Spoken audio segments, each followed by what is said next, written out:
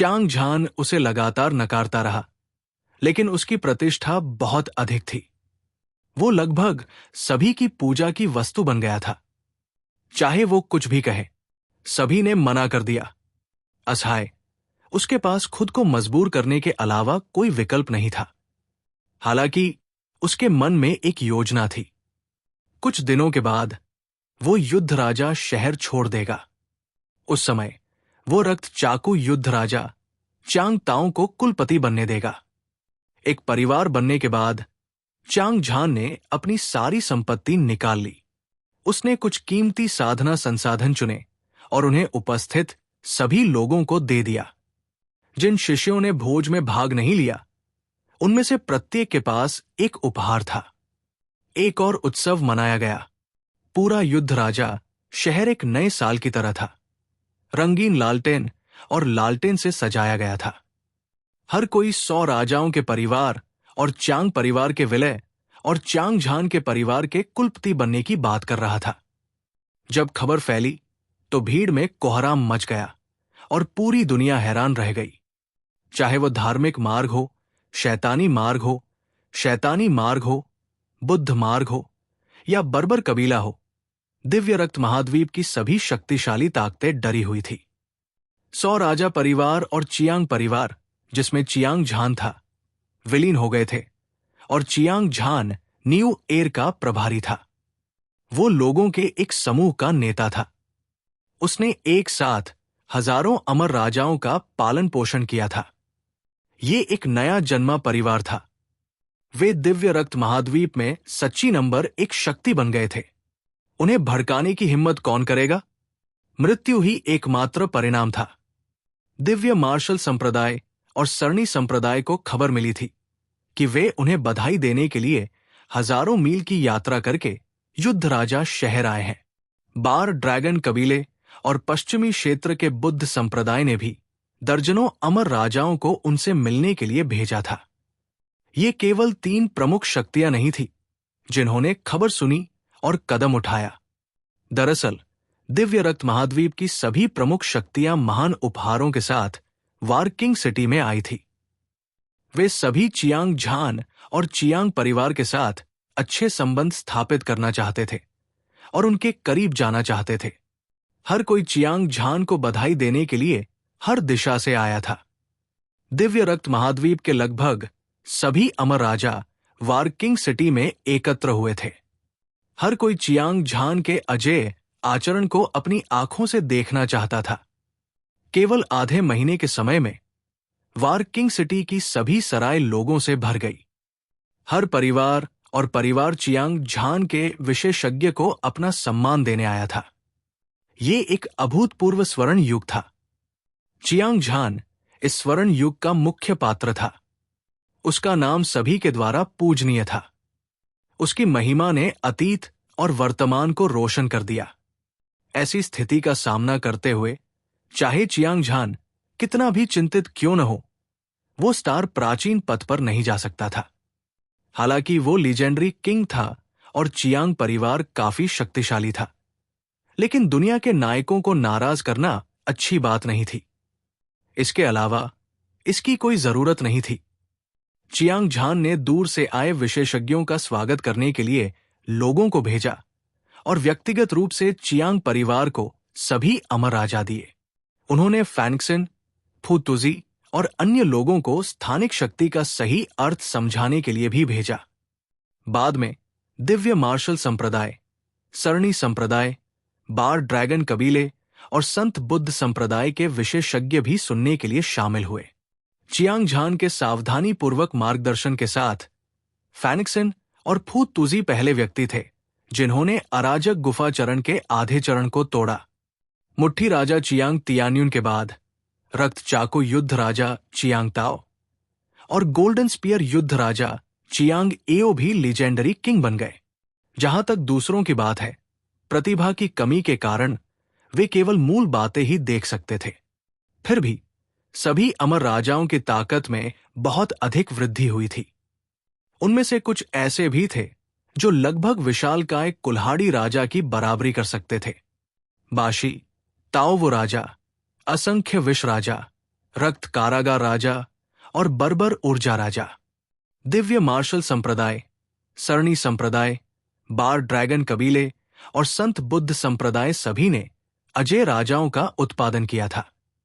1 महीने बाद युद्ध राजा शहर में 20 से 30 हजार अमर राजा थे। स्वर्गीय मानव मंच के लिए वे आकाश में सितारों की तरह थे, रोते हुए और चियांग झान को पुकारते हुए। उसने बस सभी मेहमानों का मनोरंजन करने के लिए एक दावत रखी। एक जीवंत दिन और रात के बाद, भोज समाप्त होने के बाद, चियांग झान ने सभी मेहमानों को विदा किया। उसके बाद उसने चियांग परिवार के सभी अमर राजाओं को विदाई दी। इस परिवार को अब चियांग झान की सुरक्षा की आवश्यकता नहीं थी। इसके अलावा अगर वो यहां रहता तो उसके पास अराजक गुफा मंच को तोड़ने का कोई मौका नहीं होता। ये बस उसके जीवन की बर्बादी थी। मुट्ठी राजा चियांग तियान्युन, रक्त चाकू युद्ध राजा चियांग ताओ, स्वर्ण भाला युद्ध राजा चियांग एओ, फैंगसिन, फू तुजी 5 महान पौराणिक राजा स्टार प्राचीन पथ पर जाने के लिए इंतजार नहीं कर सकते थे। इस तरह चियांग परिवार में लीजेंडरी किंग नहीं होगा। चियांग झान को चिंता थी कि अगर कोई अन्य विशेषज्ञ होते जो स्थानिक शक्ति को समझते तो पूरा परिवार नष्ट हो सकता था। अंत में उसने अंतिम निर्णय लिया। Blood knife war king Chiang Tao परिवार की जिम्मेदारी संभालने के लिए पीछे रह गया। मुट्ठी राजा Chiang Tianyun, golden spear war king Chiang Ao, Fangxin और फू तुजी ने दिव्य रक्त महाद्वीप से उसका पीछा किया। हालांकि चियांग ताओ खूनी ब्लेड वॉर किंग को छोड़ने के लिए तैयार नहीं था, लेकिन वो चियांग झान की बहुत प्रशंसा करता था, इसलिए उसने कुछ और नहीं कहा।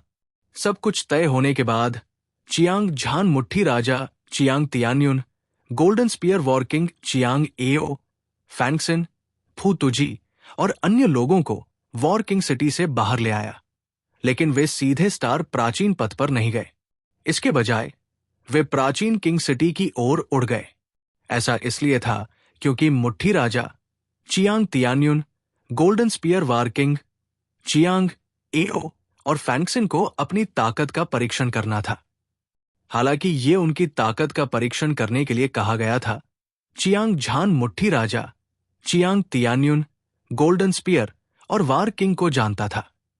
वास्तव में Chiang Ao, Fangxin, Fu Tuzi और अन्य प्राचीन राजा टैबलेट की रैंकिंग में शामिल होना चाहते थे। यह भी मानव स्वभाव था। आखिर कौन लीजेंडरी किंग बनने के बाद दुनिया में प्रसिद्ध नहीं होना चाहेगा? वांगू ल्यूफांग। चियांग झान उन चारों की भावनाओं को समझता था, इसलिए वो स्वाभाविक रूप से उनका विरोध नहीं करेगा। वे सभी लीजेंडरी किंग थे और बस एक विचार के साथ वे उस चौक पर पहुंच गए जहां प्राचीन राजा टैबलेट स्थित था। ये एक विशेष स्थान था प्राचीन राजा टैबलेट के कारण।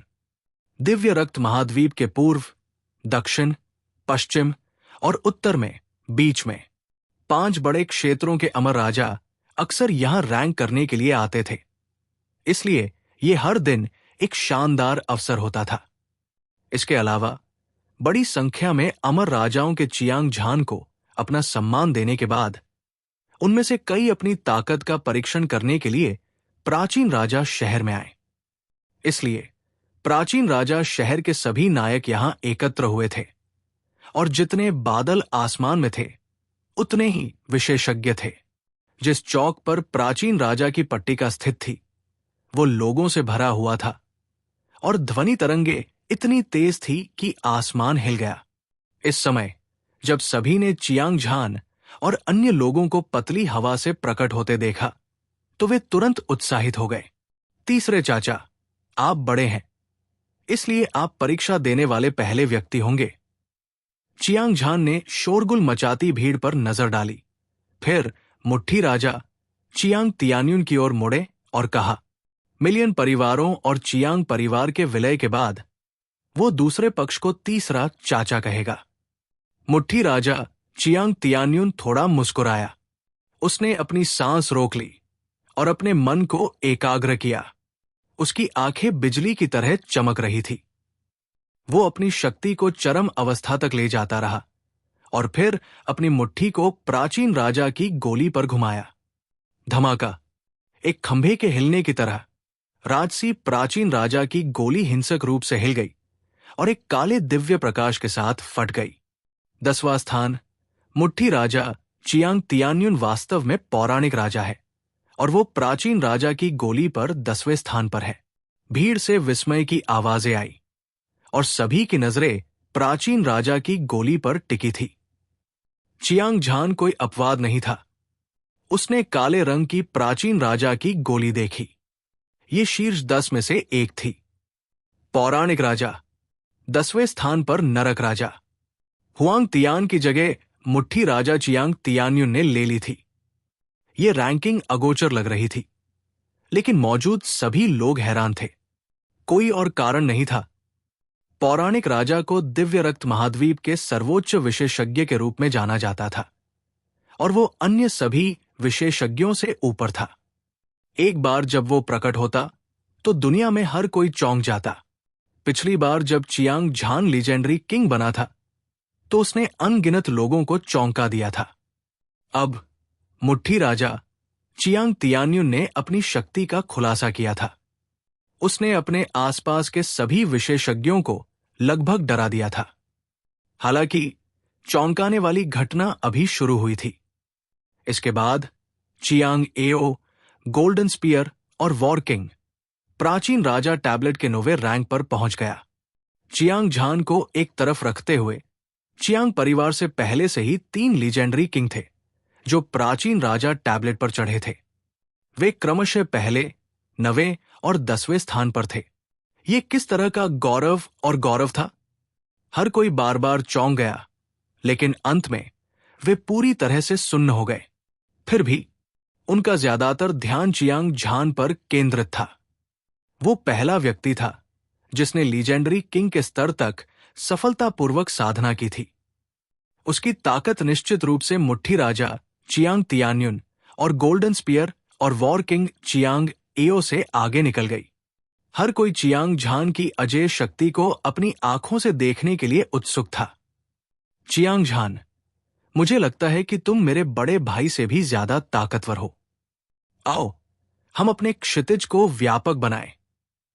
मुट्ठी राजा चियांग तियान्युन भी चियांग झान की ताकत देखने के लिए उत्सुक था। जैसे ही उसने कहा, golden spear, war king Chiang Ao, Fangxin और फू तुजी सभी ने उसका मजाक उड़ाना शुरू कर दिया। हां, चियांग झान ने अपना सिर हिलाया। उसने सहजता से एक मुक्का मारा, जैसे कि वो किसी के साथ खेल रहा हो।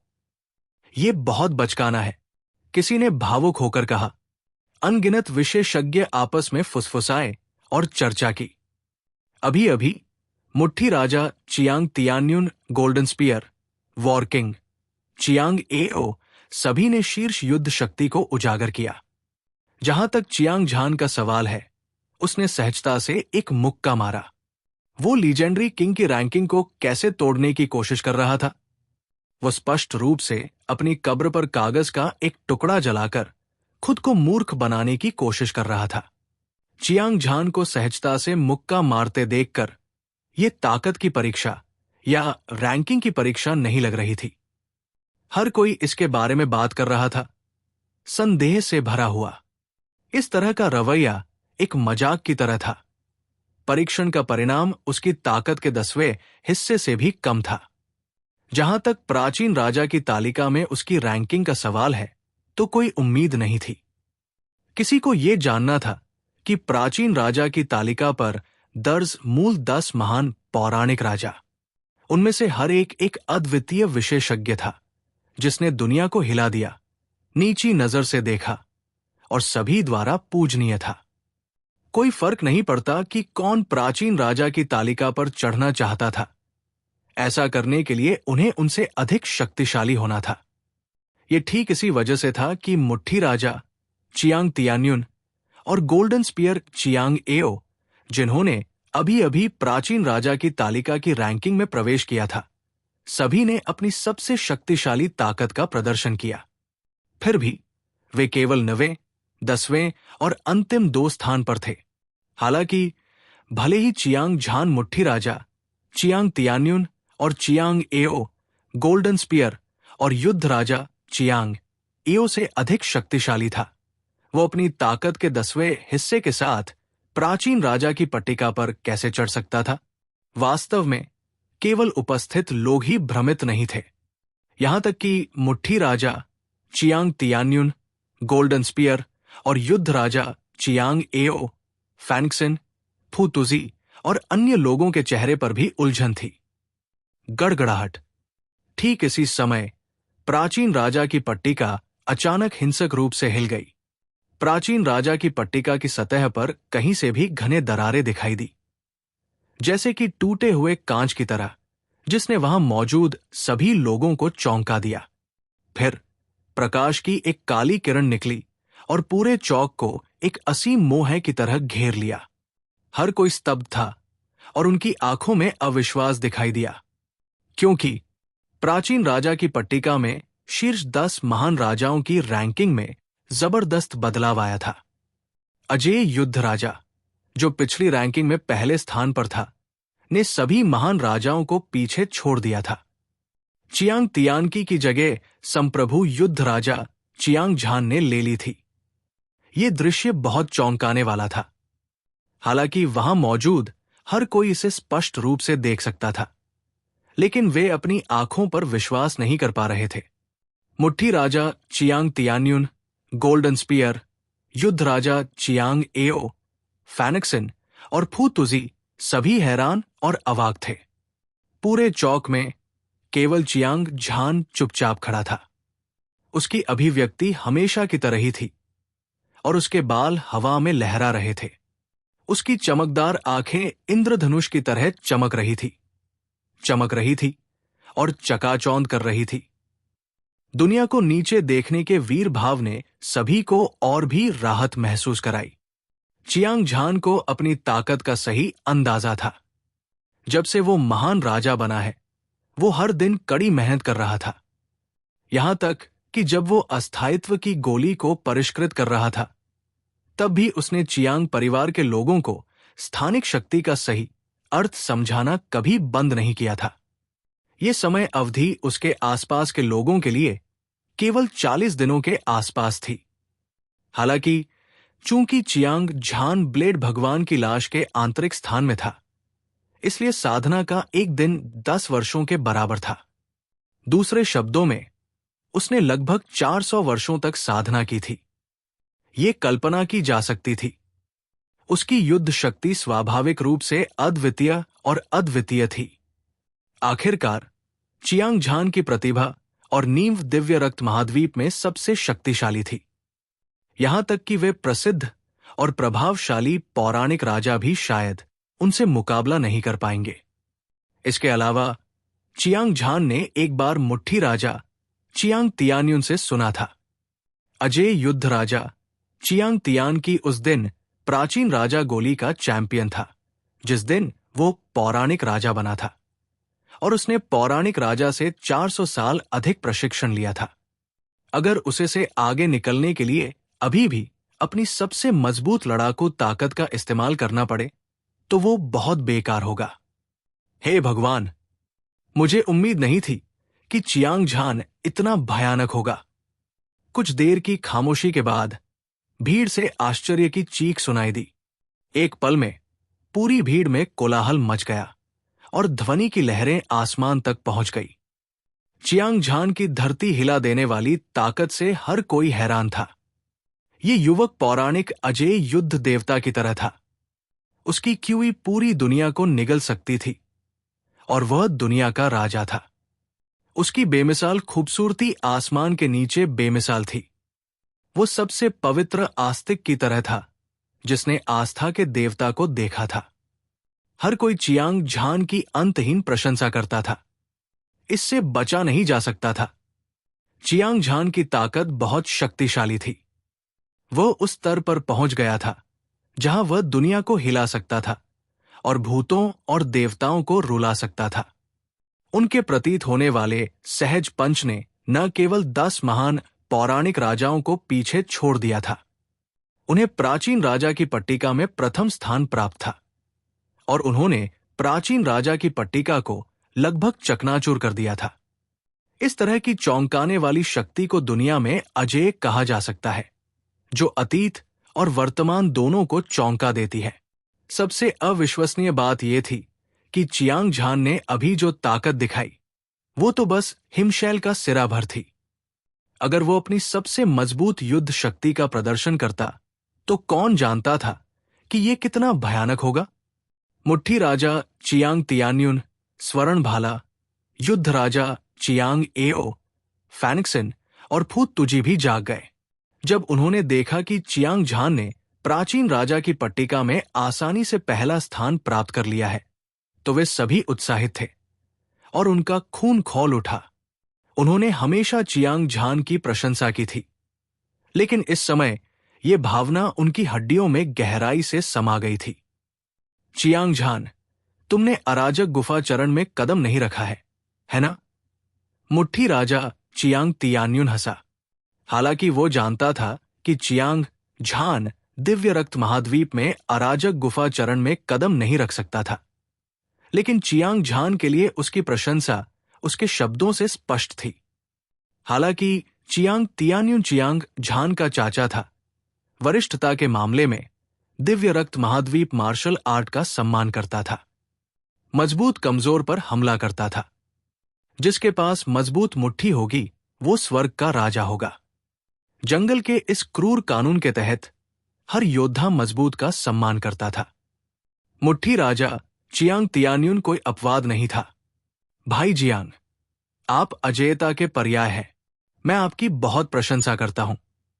Golden spear war king Chiang Ao ने चियांग झान को देखा और उत्साहित होकर कहा, श्री चियांग बिल्कुल संकी है। अगर मैं उनका अनुसरण करता हूं तो मेरे दिल का अभिमान मिट जाएगा। फैंक्सिन ने बड़बड़ाया। उसकी आंखें अकेलेपन से भरी हुई थी। पिछली बार उसने अपनी ताकत का परीक्षण करने के लिए चियांग झान का पीछा किया था, लेकिन अंत में चियांग झान ने महान कुल्हाड़ी राजा दुनिया के तानाशाह को मार डाला। उसने एक युद्ध में खुद को सर्वोच्च की उपाधि अर्जित की थी। डोंगटियन के हमले के तहत वो दिव्य रक्त महाद्वीप में नंबर एक विशेषज्ञ के रूप में जाना जाने लगा था। अब जब ऐसा फिर से हुआ था तो उसे वास्तव में एक बड़ा झटका लगा था। महान मास्टर फैनिक्सिन, आपको इसके बारे में चिंता करने की कोई आवश्यकता नहीं है। मेरे युवा गुरु असाधारण प्रतिभा वाले व्यक्ति हैं। कोई भी प्रतिभाशाली व्यक्ति कितना भी शक्तिशाली क्यों न हो, वो उसके सामने एक साधारण व्यक्ति ही है। फू तुजी मुस्कुराया। फैंक्सिन की प्रतिभा और ताकत पर कोई संदेह नहीं था। वो बहुत शक्तिशाली था, लेकिन चियांग झान की तुलना में वो बहुत कमजोर था। इसलिए उसे लगा कि फैनिक्सिन को निराश होने की कोई जरूरत नहीं है। यह सुनकर चियांग झान का चेहरा लाल हो गया। हालांकि वो प्राचीन राजा की पट्टिका में प्रथम स्थान पर था और दुनिया के सभी नायकों से ऊपर था, लेकिन ये केवल दिव्य रक्त महाद्वीप था। अगर वो स्टार प्राचीन पथ में होता तो उसे डर था कि वो खुद की रक्षा भी नहीं कर पाएगा। हालांकि वो जानता था कि स्टार प्राचीन पथ खतरों से भरा था और लीजेंडरी किंग मर सकता था, लेकिन चियांग झान का दिल अपनी मां को खोजने और अपनी ताकत बढ़ाने के लिए दृढ़ और अडिग था। फैंक्सिन, फू तुजी, तुम लोग भी कोशिश कर सकते हो। ये मामला सुलझने के बाद हम स्टार प्राचीन पथ पर जा सकते हैं। थोड़ी देर सोचने के बाद चियांग झान की नजर फैंक्सिन और फू तुजी पर पड़ी और उसने हल्की मुस्कान के साथ कहा। फैंक्सिन और फू तुजी दोनों ने सिर हिलाया। उन्होंने चियांग झान को महान कुल्हाड़ी राजा दुनिया के तानाशाह को मारते हुए देखा था। इसलिए उन्होंने प्राचीन राजा टैबलेट रैंकिंग में जगह बनाने की कोशिश छोड़ दी। उस समय उन्हें लगा कि चियांग झान की दिव्य शक्ति अद्वितीय थी। उसकी शक्तिशाली आभा ने उपस्थित सभी को चौंका दिया। भले ही उन्होंने हमला किया हो, उनके लिए प्रसिद्ध होने के अपने लक्ष्य को प्राप्त करना मुश्किल होगा। हालांकि आज फैंक्सिन और फू तुजी चियांग झान के साथ दिव्य रक्त महाद्वीप छोड़ने वाले थे। यदि वे अपनी असली ताकत नहीं दिखाते तो उन्हें भविष्य में ऐसा करने का मौका नहीं मिलता। इसके अलावा जब तक वे प्राचीन राजा टैबलेट पर चढ़ते हैं, भले ही वे चियांग झान को पार न कर सकें, फिर भी वे पूरे दिव्य रक्त महाद्वीप को हिला सकते हैं और इतिहास में अपना नाम छोड़ सकते हैं। साथ ही वे बुद्ध संप्रदाय और बार ड्रैगन कबीले की प्रतिष्ठा को भी फैलाने में सक्षम होंगे। इस विचार को ध्यान में रखते हुए फैंक्सन और फू तुजी ने प्राचीन राजा की गोली पर अपने अतुलनीय शक्तिशाली हमले किए। एक पल में उनमें से एक 5वें और दूसरे 7वें स्थान पर पहुंच गया। हालांकि चियांग झान ने उन्हें पीछे छोड़ दिया था। फैंक्सन और फू तुजी पहले ही प्राचीन राजा की गोली के 5वें और 7वें स्थान पर पहुंच चुके थे। वे वास्तव में एक ही दिन में प्रसिद्ध हो गए थे और उनके नाम ने पूरी दुनिया को हिलाकर रख दिया था, उन्हें शिखर पर पहुंचा दिया था। चियांग झान, मुट्ठी राजा चियांग तियान्युन, गोल्डन स्पीयर और युद्ध राजा चियांग एओ सभी ने फैंक्सन और फू तुजी को दिव्य रक्त महाद्वीप में उनकी प्रतिष्ठा के लिए बधाई दी। उसके बाद उनमें से 5 ने एक दूसरे को देखा और अचानक बिना किसी निशान के गायब हो गए। इसमें कोई संदेह नहीं है कि उन्होंने लीजेंडरी किंग की अनूठी टेलीपोर्टेशन क्षमता का उपयोग किया और एक साथ स्टार प्राचीन पथ पर चले गए। अंतहीन चौक पर सभी विशेषज्ञों ने भावना के साथ आह भरी। हालांकि वे जानते थे कि चियांग झान और अन्य लोग दिव्य रक्त महाद्वीप को छोड़ चुके हैं, लेकिन चियांग झान और अन्य लोगों की प्रतिष्ठा हमेशा उनके दिलों में अंकित रहेगी। वास्तव में अगले 10,000 वर्षों में दिव्य रक्त महाद्वीप के सभी योद्धाओं को चियांग झान और अन्य 5 महान पौराणिक राजाओं को देखना होगा। विशेष रूप से चियांग झान का नाम ये दिव्य रक्त महाद्वीप के इतिहास में एक किंवदंती बन गया था, जो कभी कम नहीं हुआ। अतीत में उन्होंने जो शानदार उपलब्धियां हासिल की थी, उनके बारे में कई लोगों ने बात भी की थी। केंद्रीय डोमेन के ऊपर विशाल आकाश में एक टूटा हुआ स्थानिक क्षेत्र था जो हिंसक रूप से कांप रहा था। अगले ही पल 5 पुरुषों की छवियां बिना किसी चेतावनी के टूटे हुए स्थानिक क्षेत्र में दिखाई दी, जैसे आकाश से दिव्य हथियार उतर रहे हों। उन्होंने अपनी उंगलियां आकाश की ओर उठाई और जमीन पर कदम रखा। वे पहाड़ों की तरह ऊंचे थे और उनका व्यवहार असाधारण था। उनमें से हर एक अजय आभा उत्सर्जित कर रहा था। उनमें से एक युवक था जिसने गोल्डन रोब पहना हुआ था और उसकी छाती पर सितारे कढ़ाई किए हुए थे। यह ब्रह्मांड के आकाश की तरह था, विशाल और असीम। वो आकाश में शांत खड़ा था। उसके लंबे बाल हवा में लहरा रहे थे और 2 काली तीखी तलवारों के नीचे सबसे चमकीले सितारों की तरह चमकदार आंखों की एक जोड़ी चमक रही थी। यह भयानक था। इस बिंदु तक बोलते हुए उसकी पहचान स्वयं स्पष्ट थी। वो चियांग झान था जो स्टार प्राचीन पथ में कदम रखने वाला था।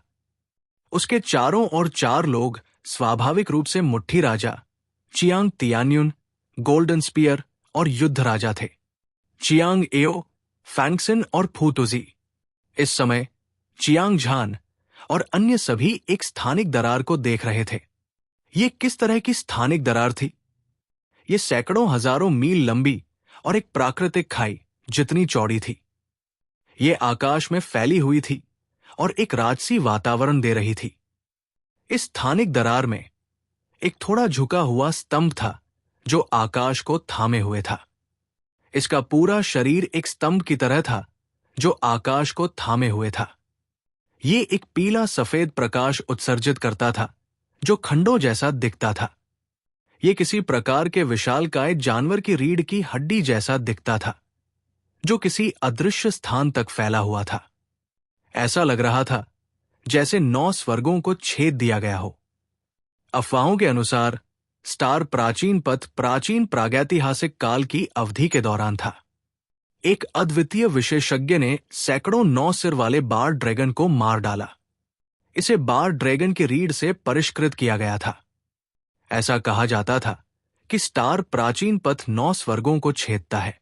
ये ईश्वर के दायरे की ओर जाता है, लेकिन इस मार्ग का हर कदम कांटों और कठिनाइयों से भरा है। हमें लापरवाह नहीं होना चाहिए। फिस्ट किंग चियांग तियान्युन ने गंभीर भाव से कहा। हालांकि वो पहले कभी स्टार प्राचीन पथ पर नहीं गया था, वो जानता था कि ये एक मृत अंत था। इसलिए वो चियांग झान और अन्य लोगों को याद दिलाने से खुद को रोक नहीं सका। वास्तव में उसे ज्यादा कुछ कहने की जरूरत नहीं थी। चियांग झान और अन्य लोग पहले से ही जानते थे कि स्टार प्राचीन पथ मृत्यु के निषिद्ध स्थान से अलग नहीं था। हर कोई किसी भी संकट का सामना करने के लिए तैयार था। चलो चलते हैं। चियांग झान ने मुड़कर दिव्य रक्त महाद्वीप को देखा। हालांकि वो जाने के लिए अनिच्छुक था, फिर भी वो दृढ़ता से स्टार प्राचीन पथ की ओर चला गया। उसके बाद मुट्ठी राजा चियांग तियान्युन, गोल्डन स्पीयर युद्ध राजा चियांग एओ, फैनिक्सन और फू तुजी ने उसका पीछा किया। स्टार प्राचीन पथ, जो बाढ़ के ड्रैगन की रीढ़ से बना था, एक झुका हुआ स्तंभ जैसा था जो आकाश में फैला हुआ था। इस स्वर्गीय मार्ग के माध्यम से कोई भी ईश्वरीय क्षेत्र तक पहुंच सकता था और दांवों को प्राप्त कर सकता था और एक देवता बन सकता था। ये सभी मार्शल कलाकारों का अंतिम लक्ष्य था। हालांकि ईश्वरीय क्षेत्र में प्रवेश करना कोई आसान काम नहीं था। यह भी कहा जा सकता है कि यह स्वर्ग पर चढ़ने जितना ही कठिन था। अफवाहों के अनुसार दिव्य रक्त महाद्वीप के इतिहास में अनगिनत पौराणिक राजा थे जिन्होंने स्टार प्राचीन पथ में कदम रखा। हालांकि अधिकांश लोग अंततः इस सड़क पर मर गए जहां से वापसी नहीं हो सकती। बेशक अफवाहें सच नहीं हो सकती है। हालांकि स्टार प्राचीन पथ कांटों से भरा हुआ था और खतरों से भरा हुआ था। यह कुछ ऐसा था जो हर कोई जानता था। हालांकि वे जानते थे कि स्टार प्राचीन पथ मृत्यु के निषिद्ध स्थान से अलग नहीं था। चियांग झान, मुट्ठी राजा, चियांग तियान्युन और गोल्डन स्पीयर वारकिंग, चियांग एओ, फैनिक्सन और फू तुजी ने बिना किसी हिचकिचाहट के इस पथ पर कदम रखा था। इस समय चियांग झान ने नेतृत्व संभाला और आकाश में उड़ गया। वो मक्खन को काटने वाले गर्म चाकू की तरह स्टार प्राचीन पथ पर आगे बढ़ा। वो शांत और आराम से दिख रहा था, लेकिन वास्तव में वो किसी भी खतरे का सामना करने के लिए गुप्त रूप से तैयार था। उसके पीछे पीछे मुट्ठी राजा चियांग तियान्युन, गोल्डन स्पीयर और वार किंग चियांग एओ, फैंगसन, फू तुजी सभी ने अपने कौशल को सीमा तक धकेल दिया। हर किसी की आंखें अभूतपूर्व घबराहट से भरी थी। यह पहली बार था जब चियांग झान और अन्य ने स्टार प्राचीन पथ पर कदम रखा था। भले ही चियांग झान और अन्य ने अनगिनत लड़ाइयां लड़ी थी और अजेय थे, लेकिन उन्होंने लापरवाह होने की हिम्मत नहीं की। हालांकि उन्हें आश्चर्य हुआ कि चियांग झान और अन्य लोग तेजी से चल रहे थे और वे ऊपर और ऊपर जा रहे थे। ये महसूस करने के अलावा कि अंतरिक्ष की शक्ति स्पष्ट रूप से दिव्य रक्त महाद्वीप की तुलना में भारी और अधिक विशाल थी, उन्हें किसी भी खतरे का सामना नहीं करना पड़ा। पौराणिक सितारा प्राचीन पथ, जो खतरों से भरा था, समृद्धि का मुख्य मार्ग बन गया था। इस तरह की स्थिति वास्तव में अविश्वसनीय थी। क्या यह हो सकता है कि अफवाहें गलत थी? आधे दिन तक चलने के बाद भी हमें कोई खतरनाक आभा क्यों नहीं महसूस हुई? मुट्ठी राजा चियांग तियान्युन ने उलझन में बड़बड़ाया। मैंने सुना है कि स्टार प्राचीन पथ अतीत में खतरनाक और अप्रत्याशित था, लेकिन मुझे आज ही इसके बारे में पता चला जब मैं व्यक्तिगत रूप से यहां आया। वो जानकारी केवल एक अफवाह थी। गोल्डन स्पीयर युद्ध राजा चियांग एओ जोर से हंसे और उनके शब्दों में तिरस्कार की भावना थी। फू तुजी ने अपना सिर हिलाया और उदासीनता से कहा, हर कोई अतिशयोक्ति करना पसंद करता है, इसमें कुछ भी अजीब नहीं है। अमिताभ सभी, हालांकि स्टार प्राचीन पथ शांत और शांतिपूर्ण है, आपको अपनी सतर्कता नहीं खोनी चाहिए। फैंगसन ने अपनी हथेलियां एक साथ रखीं और बुद्ध का नाम जप किया। उसकी आंखें आसपास के वातावरण पर घूम गई और उसने गंभीर भाव से कहा। चियांग झान ने पलटकर सभी को देखा। हालांकि वो हैरान था, लेकिन वो बिल्कुल भी शांत नहीं हुआ, क्योंकि उसे एक हल्का सा पूर्वाभास था कि उसे किसी तरह के भयानक शैतान द्वारा घूरा जा रहा है। उसके शरीर के सभी बाल खड़े हो गए। ये एक स्पष्ट संकेत था। हालांकि स्टार प्राचीन पद किसी भी खतरे में नहीं लग रहा था। ये वास्तव में तूफान से पहले की शांति थी। सभी युद्ध के लिए तैयार हो जाओ, संकट कभी भी आ सकता है। उसने मुट्ठी राजा चियांग तियान्युन, गोल्डन स्पीयर युद्ध राजा चियांग एओ को याद दिलाया। फैंक्सिन, फुतुजी और अन्य चियांग झान फिर से आगे बढ़ा। उसकी आंखें, जो सूर्य की तरह चमकीली थी, दो तीखी रोशनी से चमक उठीं, मानो उसने कोई दिव्य तलवार निकाल ली हो। यह भयानक था। आह! लगभग 1 घंटे तक चलने के बाद अचानक एक तीखी और दयनीय चीख सुनाई दी। चियांग झान और अन्य लोग चौंक गए। तुरंत उन्होंने अपना ध्यान एक तबाह स्थानिक क्षेत्र पर केंद्रित किया। दूरी पर हवा और बादल उमड़ रहे थे और तारे हिल रहे थे। अंतरिक्ष के बड़े हिस्से ढह गए थे और भयानक ऊर्जा समुद्र में लहरों की तरह लुढ़क रही थी। यह विशाल और शक्तिशाली था और इसने अंतहीन तबाही मचाई। आकाश को ढकने वाली और पृथ्वी को ढकने वाली ऊर्जा तरंगों के नीचे विशेषज्ञों का एक समूह इकट्ठा हुआ था। उनमें से 100 से अधिक थे। उनमें से हर एक अजेय आभा उत्सर्जित कर रहा था, अपने रास्ते में आने वाली हर चीज को नीचे देख रहा था। उनमें से एक दुबला-पतला युवक था और उसकी पीठ भाले की तरह थी। उसने खून से लथपथ लबादा पहना हुआ था जो हवा में लहरा रहा था। उसका चाल ढाल सुंदर था और उसके लंबे बाल उसके कंधों पर लटके हुए थे, जिससे उसका रंग गहरा लाल हो गया था। वो खून से लथपथ लग रहा था। उसके चेहरे की बनावट दृढ़ थी और उसकी भौहें तिरछी थी। उसकी आंखें सितारों की तरह थी और उनमें धधकती रोशनी थी। कोई भी उसकी आंखों में देखने की हिम्मत नहीं कर रहा था। ये व्यक्ति वहां लापरवाही से खड़ा हुआ लग रहा था। फिर भी वो एक प्राचीन दिव्य पर्वत की तरह था, जिसने आकाश और पृथ्वी को दबा रखा था और उसने पहाड़ों और नदियों को स्थिर कर रखा था। उसकी आभा एक उग्र बैल की तरह थी और वो अद्वितीय रूप से अद्वितीय था। सबसे चौंकाने वाली बात यह थी कि रक्त से लथपथ युवक के आसपास घनी स्थानिक ऊर्जा भरी हुई थी। उसके मूल में उसके चारों ओर असीम स्थानिक ऊर्जा बह रही थी। ये एक विशाल भंवर की तरह था जो उन सभी को निगलना चाहता था जो स्वर्गीय शक्ति का विरोध नहीं कर सकते थे। ये एक महान राजा था और उसकी ताकत अद्वितीय और चौंकाने वाली थी। चियांग झान की आंखें सिकुड़ गई। संकट की तीव्र भावना जो उसने अभी महसूस की थी, वो रक्तवस्त्रधारी युवक से आ रही थी। यह साबित करने के लिए पर्याप्त था कि रक्तवस्त्रधारी युवक की ताकत उससे कम नहीं थी। मुट्ठी राजा चियांग तियान्युन, स्वर्ण भाला, युद्ध राजा चियांग एओ, फैनिक्सिन और फुतुजी सभी ने रक्तवस्त्रधारी युवक को बड़े डर से देखा। जाहिर है, उन्होंने ये भी महसूस किया था कि रक्तवस्त्रधारी युवक की ताकत अथाह थी। चियांग झान, ये लोग सभी अमर राजा हैं और उनकी ताकत अविश्वसनीय है, खासकर वो रक्तवस्त्रधारी युवक। मुझे आश्चर्य है कि वह कितना शक्तिशाली है।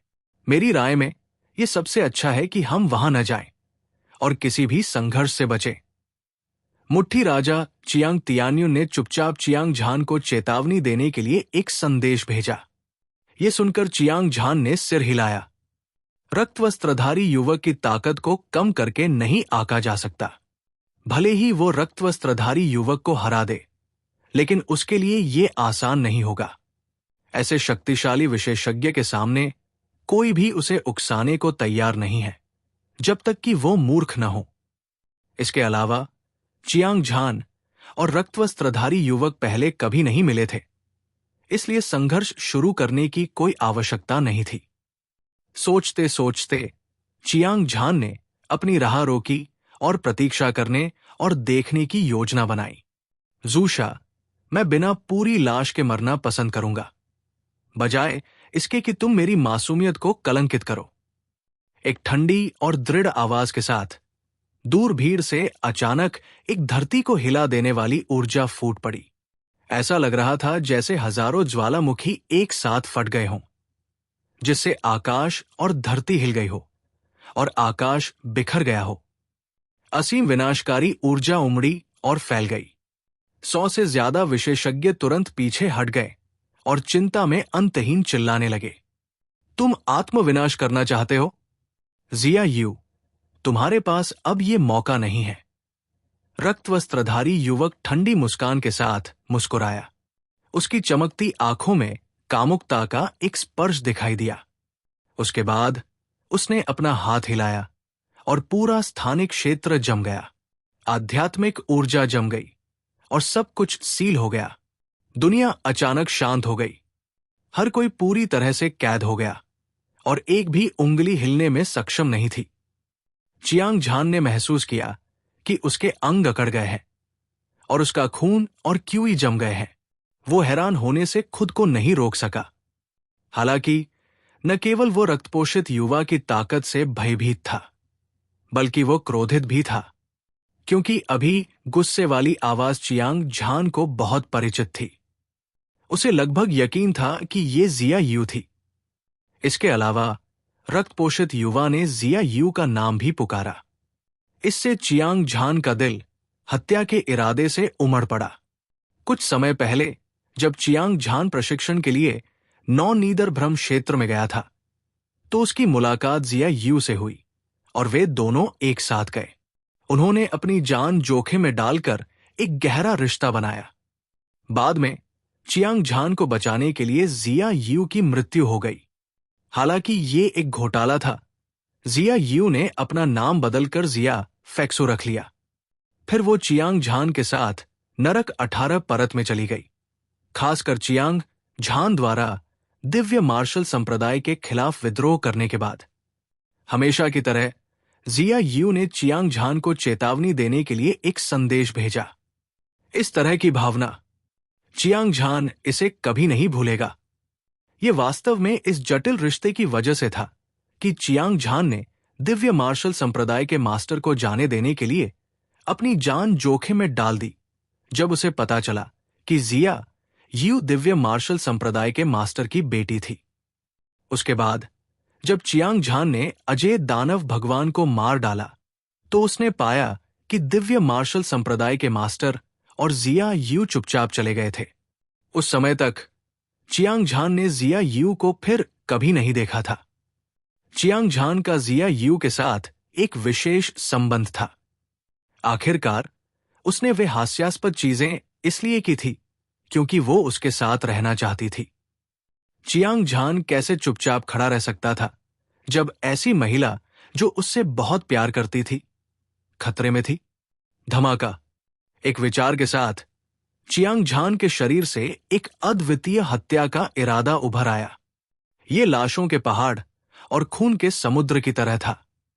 विशाल स्वर्ग और परम पृथ्वी ने पूरे स्थान और समय को ढक लिया। अगले ही पल चियांग झान का शरीर हिल गया। वो एक बिजली के बोल्ट की तरह था जो आकाश में फैल गया। एक जंगली हवा चली और एक तेज आवाज के साथ वो दूर भीड़ की ओर भागा।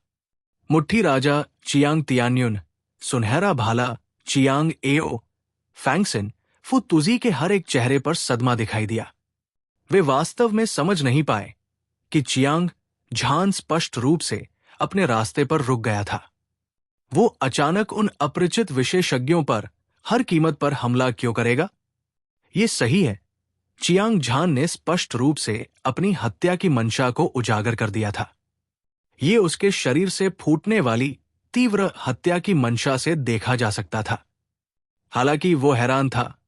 जब चियांग झान आगे बढ़ा तो मुट्ठी राजा Chiang Tianyun, golden spear Chiang Ao, फैंगसिन, फुतुजी और अन्य लोग तुरंत एक ऐसी शक्ति के साथ फट पड़े जो स्वर्ग को उलट सकती थी और पृथ्वी को उलट सकती थी। धमाका, धमाका, धमाका! 4 शक्तिशाली और दबंग स्थानिक शक्तियां सुनामी की तरह आकाश में बह गई, तारों वाले आकाश को हिला दिया और आकाश को नष्ट कर दिया। सीमित स्थान हिंसक रूप से फट गया और हवा, बादल और आध्यात्मिक ऊर्जा उबलने लगी। स्थानिक सील को तोड़ने के बाद मुट्ठी राजा चियांग तियान्युन, गोल्डन स्पीयर और युद्ध राजा चियांग एओ, फैनिक्सन और फू तुजी सभी अपनी सबसे तेज गति से आगे बढ़े। उसी समय चियांग झान भीड़ में घुस गया।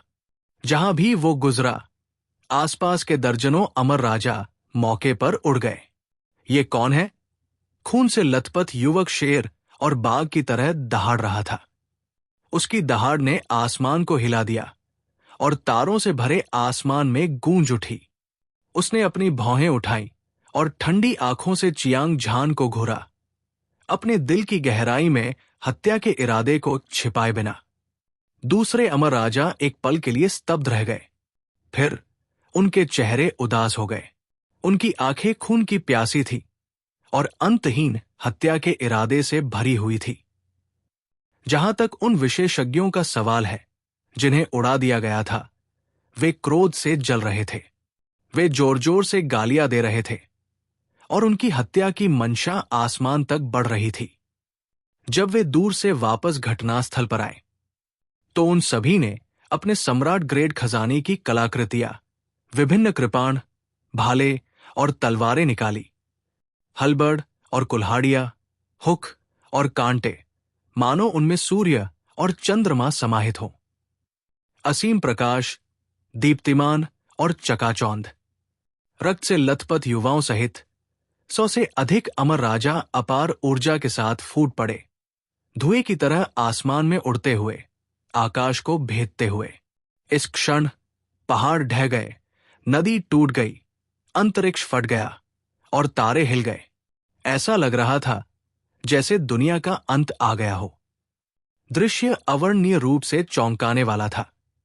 उसने फिर से चियांग झान की ओर देखा। उसका हावभाव ठंडा था, उसकी तलवार जैसी भौहें ऊपर उठी हुई थी और उसकी आंखें ठंडी और धमकी भरी थी। उसने ठंडे मन से अपने आसपास के लोगों पर नजर घुमाई और आखिरकार उसकी नजर एक बेमिसाल सुंदरता पर पड़ी। दूसरी पार्टी लगभग 20 साल की थी और उसका फिगर सुंदर था।